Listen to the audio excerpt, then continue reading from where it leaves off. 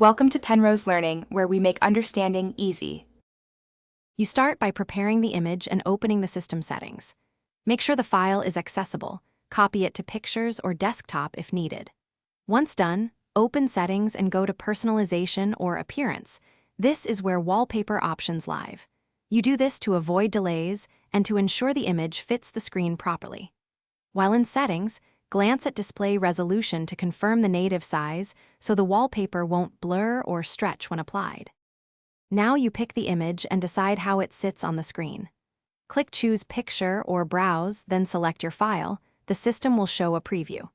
Make sure to choose a fit option, fill for full coverage, fit to keep aspect ratio, or span for multi-monitors, because this determines cropping and scaling. Once you see the preview, confirm on each display if you use more than one. This step prevents awkward cropping and preserves image quality across different screen sizes. Finish by applying the wallpaper and verifying it looks right.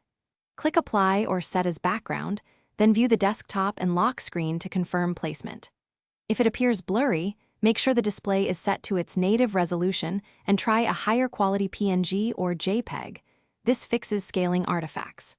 If the wallpaper doesn't update, restart the File Explorer or reboot the laptop and make sure any sync services aren't reverting settings. That single troubleshooting step usually resolves stubborn update issues.